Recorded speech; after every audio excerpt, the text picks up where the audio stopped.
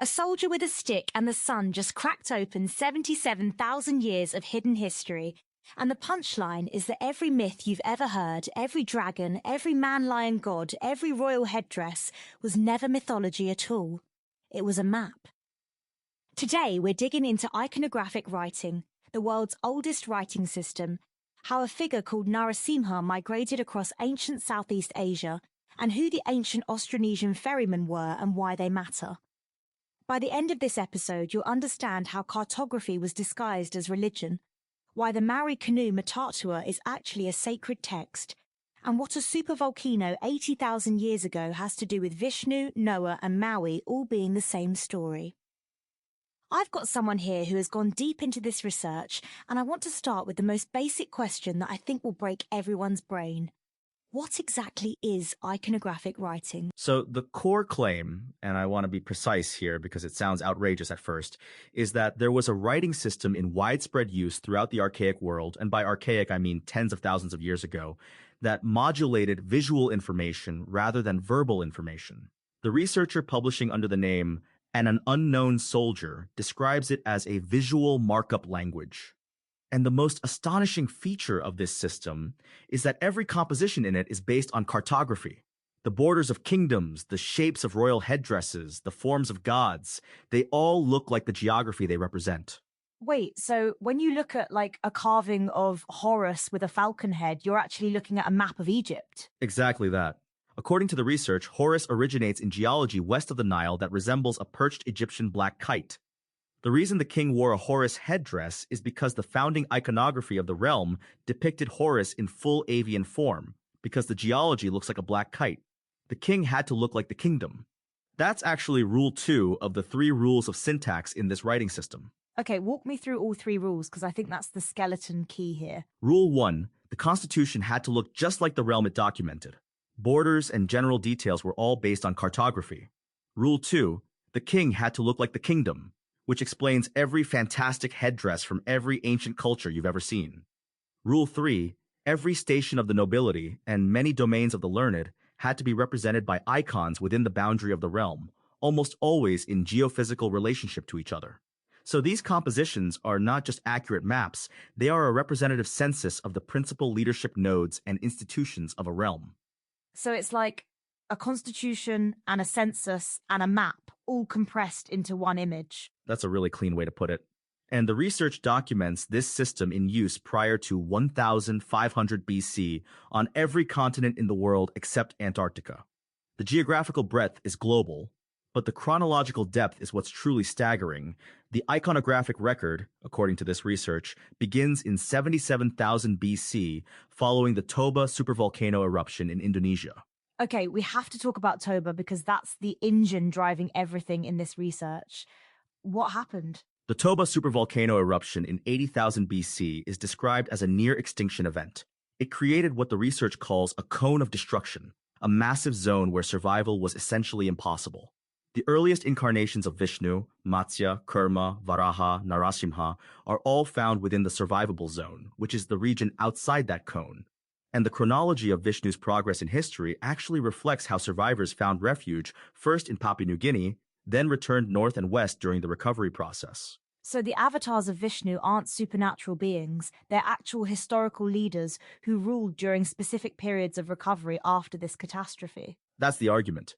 Each one was an exemplar, someone so remarkable in their leadership that they were revered as an incarnation of Vishnu, possibly even while still living. The research draws a comparison to how we regard figures like Mother Teresa as living saints long before any formal beatification, and the iconography documents their kingdoms with geographic precision. And the sequence goes Matsya, Kurma, Varaha, then Narasimha, each one roughly 1,000 years apart in the researcher's framework? Right. The researcher adds 1,000 years to each iconographic generation as a cross-referencing tool. So Matsya is placed at 80,000 BC, the year of the eruption, Kurma at 79,000 BC, Varaha at 78,000 BC, and Narasimha at 77,000 BC. Now, those are working dates for the research framework, not absolute claims. But what matters is the sequence and the geography, because both are verifiable against geology. Before we get to Narasimha specifically, I want to anchor people in how this discovery was even made, because the origin story here is genuinely wild. So the researcher, publishing as an unknown soldier, credits the United States Armed Forces with the training that made this discovery possible. It started in 2011 in Cardiff, Wales, when they accidentally deciphered something called the Bryn Celli Thi pattern stone in the National Museum of Wales, a megalith discovered in 1929 on the Isle of Anglesey, radiocarbon dated to around 3500 BC. That led to research in Iberian iconography and then to the Dama de Elche. The Dama de Elche, that's the famous Spanish carving, right? The one with the elaborate headdress? Exactly. It was once believed to be an imported fetish used by a Carthaginian tribal chief as a funerary urn. But in profile, the Dama de Elche, placed next to a satellite image of Spain and Portugal in isolation, is described as nearly irrefutable as a cartographic composition. The carving is a map of the Iberian Peninsula. And that discovery is what cracked open the Egyptian pantheon. Because once you see that the Dama de Elche is cartography, you start asking whether every ancient god is also cartography. And the answer, apparently, is yes. The answer is yes. The research describes Egyptian hieroglyphics as an upgrade from iconographic writing. Egypt essentially innovated on the system beginning with the First Dynasty. The comparison used is that Egypt upgraded to Twitter while her neighbors remained with conventional mail. As a result, conversations in Egypt were preserved in hieroglyphics, while conversations in Europe and Asia were obscured in what we now dismiss as myth and legend. That framing is so good. So hieroglyphics didn't come out of nowhere. It evolved from this older global visual system. That's the argument. And the morphological interface between iconographic writing and pictographic writing in Egyptian hieroglyphics is something the research identifies specifically. The hypothesis going in was that hieroglyphics represented too sudden and too dramatic an innovative leap to not have antecedents. Celtic art, for instance, is described as too regular, too modular, too repetitious in form to not be modulating information according to conventional rules of syntax. In other words, Celtic art was not art, it was language. Okay, so now let's get into Narazimha specifically, because this is where the geography gets really concrete. What is Narazimha's iconographic form and where does it show up? Narasimha's iconographic form is found in the Singa of Thailand, those lion figures that were once believed to be purely mythological. The research identifies them as iconographic and therefore factual. In geological terms, Narasimha's kingdom is comprised of the Sulawesi archipelago, the Philippines and Taiwan, Borneo, plus 3 new colonies on what is today the island of Hainan, the islands of Singapore, and the Mekong River Delta. So the shape of the Thai Singa, the lion figure, actually maps onto that geography. That's the claim. The right forelimb of the Singa reaches out from the Kapuas River Delta toward the Mekong River Delta. The left forelimb reaches out from the Kapuas River Delta to the islands of Singapore. And the research notes that the attribution is too close to the traditional geometry of the Thai Singa to discount as coincidence, especially taken in continuity with the iconography associated with Matsya, Kurma, and Varaha before it. And there's a specific location on Borneo that functions as the mouth of the lion? Yes, Maludum National Park on the coast of northern Borneo. The bay opening out from Maludum National Park forms what the research describes as the gaping mouth of Narasimha the lion, and the peninsula there is largely undeveloped and designated as a national park. The research suggests archaeology exists on this peninsula reaching back to the age of Narasimha, though most organic material does very poorly in tropical ecologies. What I find fascinating is the anatomical logic of the whole system. Like, it's not random which body part maps to which function. Right, and this is one of the more elegant parts of the research. Eyes were the locations of regnal courts, where great ceremonies and expositions were held. Ears were locations where hearings were held. The nose was the location of the royal court, established on a prominent mountain.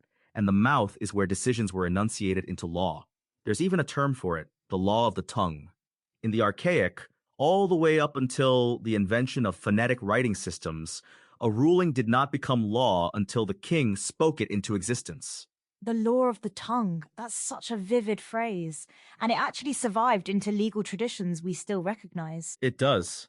And the Eye of the Lion specifically, the first major fork of the Kapuas River on Borneo, is where the research locates a site called Bukit Kilim. The name translates as Hill of the Room. And the equator runs directly over Bukit Kilim, which made it function as both clock and calendar in the Archaic world. The research describes it as the ZZ coordinate in the system governing cartography, the bridge of heaven, the place on earth where the living could be as close as possible to God. And this is where the parliament claim comes in, right? Because the research calls this the earliest documented parliament in human history. Yes, the research identifies a longhouse on the summit of Bukit Kilim as the earliest documented parliament in human history. And here's the detail that stopped me cold. The precise dimensions of the longhouse superimposed on the summit are the precise dimensions of Noah's Ark as given in Genesis. The research is very careful to say it's not implying the parliament building is Noah's Ark. Rather, the entire compound, the larger ellipse formed by the earth and timber levee system around Bukit Kilim, is the axiomatic ark from which all subsequent canonical narratives are derived. So Noah's Ark in this framework is not a literal boat. It's a description of this compound on the Kapuas River floodplain. That's the argument. And the research extends it further. The patriarch of any age, whether called Noah, Maui, Vishnu, or Izanagi, would have resided in the parliament building on the summit of Bukit Kilim. The parallels found in origin narratives of the major religions of the world do have a common root, and according to this research, it was here.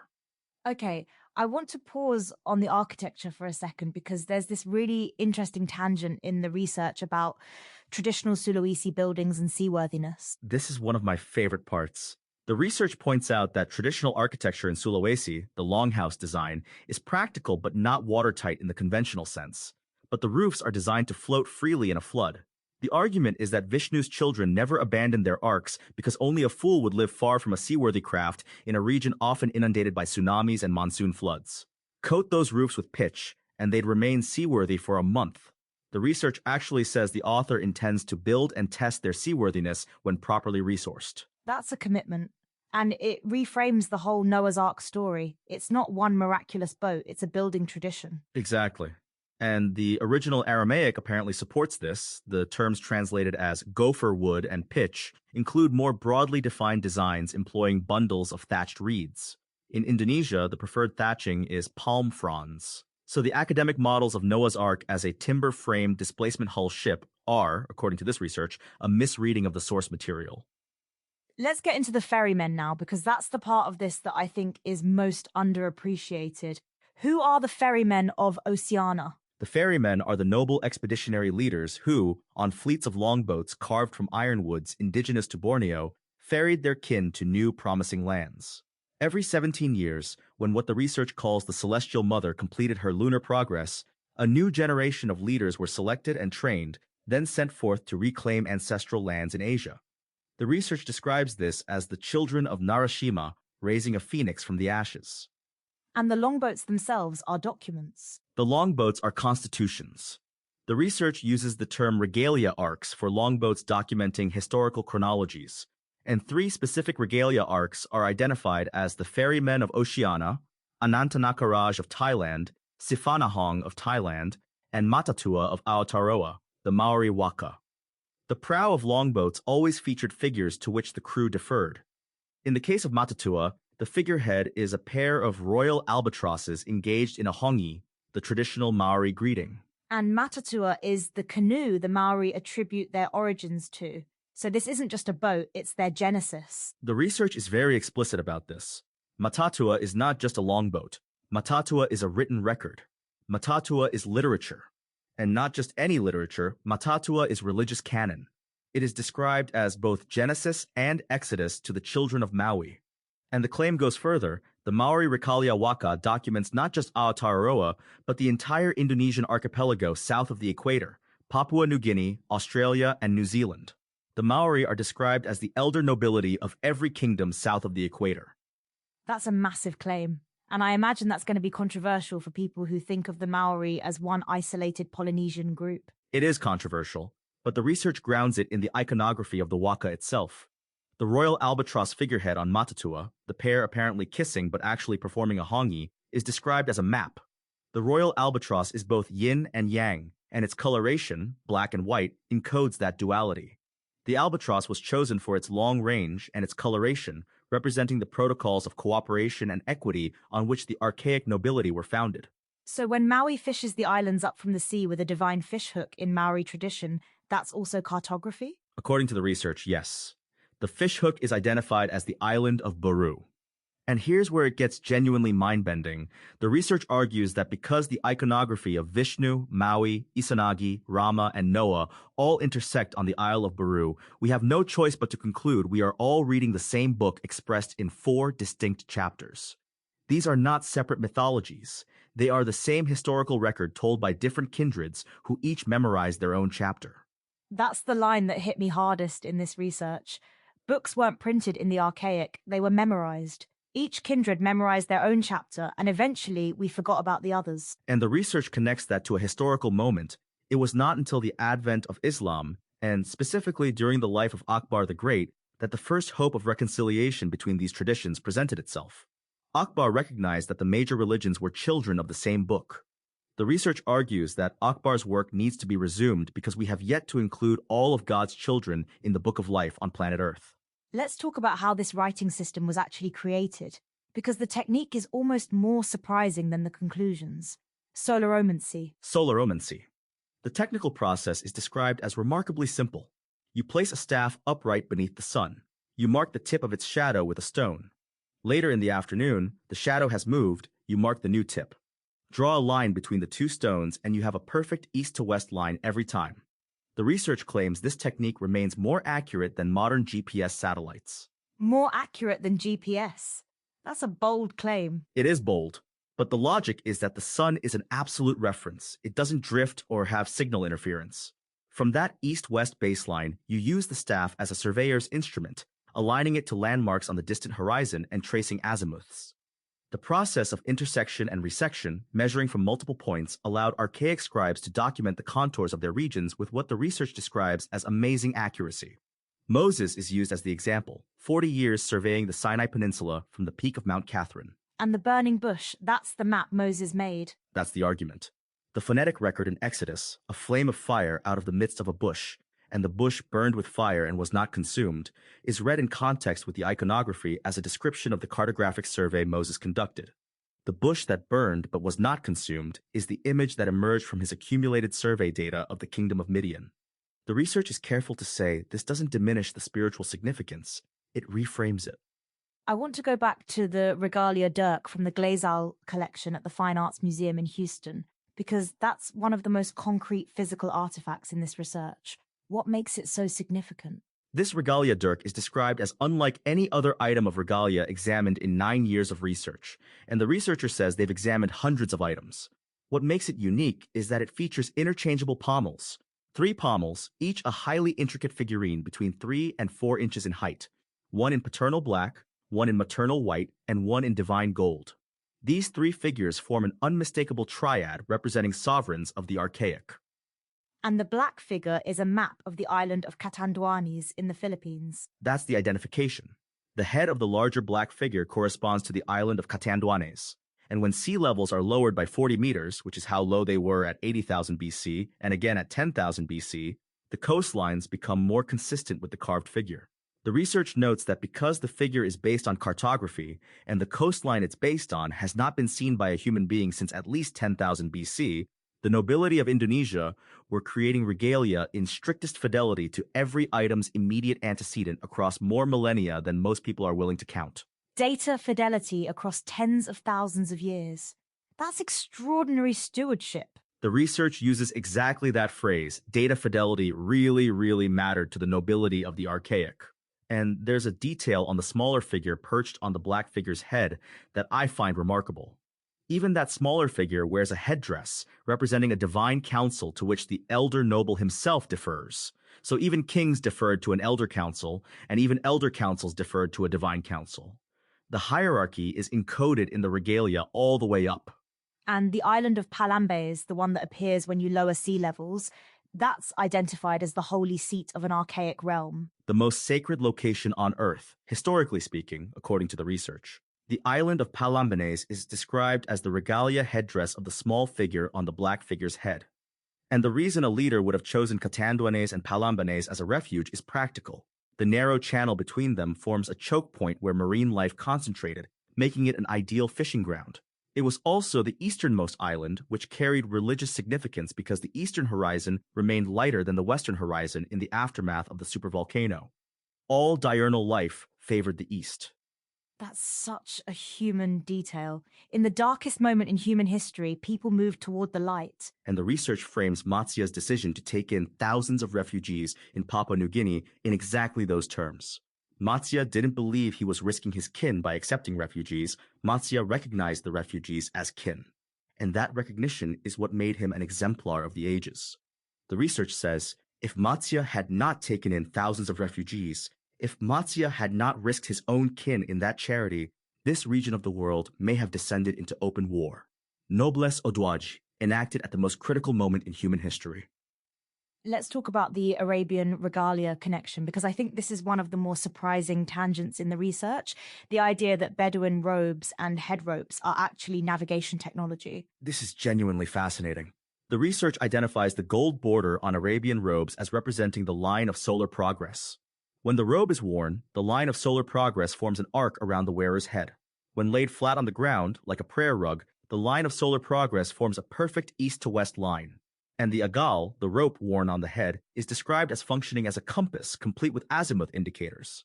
The meticulously incremental pattern woven into the agal is the key. So, dressed in nothing more than a bisht and agal, the Arabian nobility were never lost. That's the exact phrase used. And the research extends it to rugs, secrets recorded on the underside of rugs, disguised as finishing knots so as not to draw attention to the information they recorded. In the desert, where burdens must be minimized, incorporating information technology into textiles was described as a brilliant innovation. Okay, I want to bring in the Garuda connection because it shows how the system scales from individual kingdoms to entire regional confederacies. Garuda is a great example of scale.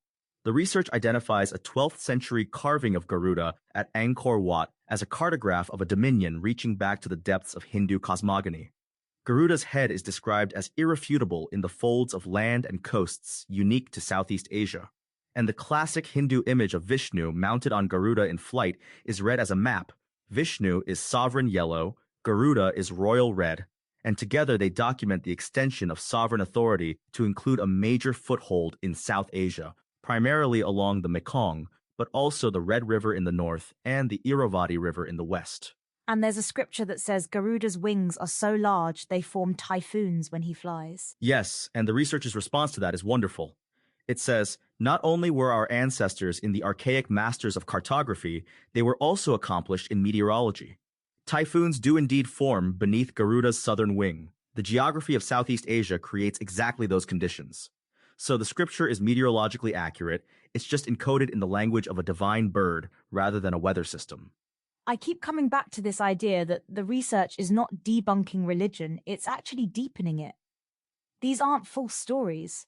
They're true stories told in a different language. That's a really important distinction, and the research makes it explicitly.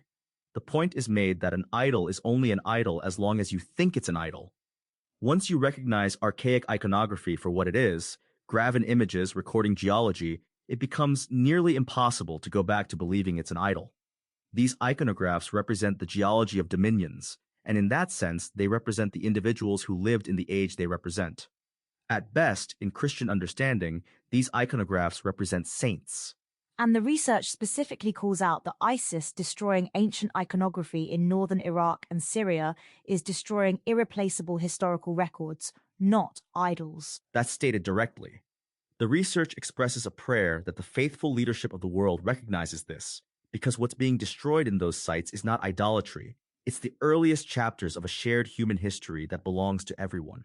Let's zoom out to the big picture now, because when you step back from all of this, the Toba eruption, Narazima's migrations, the Ferrymen, the regalia arcs, soloromancy, what's the actual thesis here? The thesis is that there was a global civilization in the Archaic, not in the science fiction sense, but in the sense of a shared information technology, shared governance protocols, and shared cosmological framework that connected communities from Indonesia to Egypt to the British Isles to the Americas. The iconographic record documents this civilization continuously from 77,000 BC, and the myths, legends, and religious narratives we have inherited are not fiction. They are the chapters of a single book, memorized by different kindreds, that we have only recently begun to reassemble.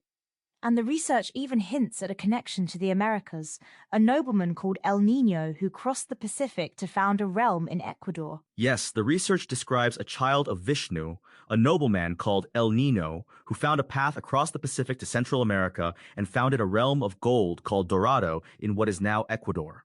And the evidence cited is the divine aura surmounting the heads of Aztec, Mayan, and Incan nobility, described as one and the same divine aura surmounting the heads of Matsya, Kurma, Varaha, and Narasimha.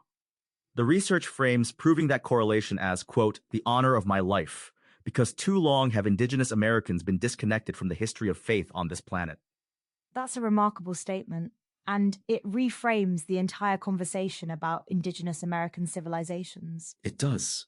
And it's consistent with the broader argument that the protocols of the nobility were operative globally, that every noble couple had a place in the design revealed by the divine aura, and that the noble progress can be viewed in the context of the divine aura witnessed in the atmosphere following the supervolcano eruption. The children of the storm spread in every direction, and wherever they went, they brought the same writing system, the same governance protocols, the same cosmological framework. Here's what this really comes down to, I think. We've been taught to see ancient history as a series of isolated civilizations that occasionally traded with each other. What this research is proposing is almost the inverse, that the default state of archaic humanity was connection, not isolation, and that the writing system that connected them was hiding in plain sight inside every myth we've ever been told. And the mechanism of that connection was the longboat. The ferrymen are not a metaphor, they are the literal carriers of civilization. Every 17 years, a new generation of leaders carved ironwood longboats on the Capuas River, loaded their kin and their regalia, and set out to reclaim the world. The longboat was simultaneously a home, a constitution, a historical record, and a vehicle. And the iconography carved into its hull documented every kindred along every river in relationship to their neighbors. So when you look at a Maori waka today, or a Thai royal barge, you're looking at a living document that traces back to the recovery from a supervolcano 80,000 years ago. That's the claim. And the data fidelity argument is what makes it credible. The nobility of Indonesia were creating regalia in strictest fidelity to every item's immediate antecedent. The jewelsmith who carved the glacial collection dirk was likely oblivious to the origins of its design, but the design itself preserved coastlines that haven't been above water since 10,000 BC. That's not mythology. That's archival precision. What's the most important thing you think people should take away from this research, not just as an intellectual exercise, but as something that changes how they see the world? I think it's this. The next time you see a royal headdresses, a temple carving, a traditional mask, a mythological creature, don't ask what it symbolizes. Ask what it maps. Because the research suggests that every one of those objects is a document, and the document is telling you exactly where it came from, who governed there, and how they organized their society. The information is all there. We just forgot how to read it. And the tool to read it, solaromancy, a stick and the sun, is something any of us could replicate in an afternoon. That's what makes this research so democratizing.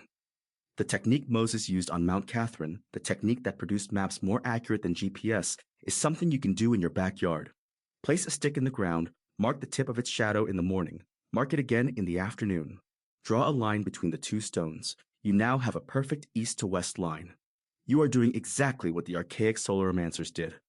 The technology was never lost. We just stopped recognizing it as technology. So when you step back from everything we've covered today, the Toba eruption as the starting gun, Narasimha's kingdom mapped across the Sulawesi archipelago and the Philippines and Borneo, the ferrymen carrying civilization on ironwood longboats every 17 years, Matatua as the genesis and exodus of the southern hemisphere, Bukit Kilim as the bridge of heaven and the earliest parliament, and soloromancy as the technique that made all of it possible, what we're really talking about is a complete reframing of human prehistory. A complete reframing.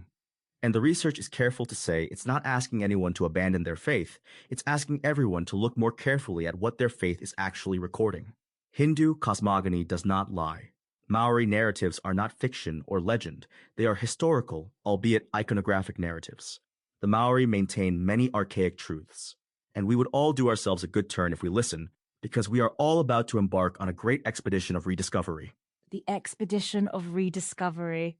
I love that framing. And it's genuinely open-ended. The research is ongoing. There are future videos promised on Ganesha, on the Naga, on El Nino and Dorado in the Americas. And the invitation is explicit.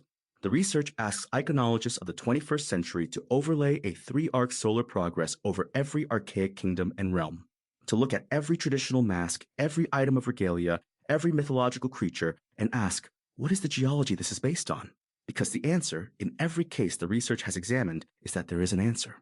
The iconographic record does not lie. We started this episode with a soldier, a stick, and the sun cracking open 77,000 years of hidden history. And what I keep coming back to is this. The information was never lost.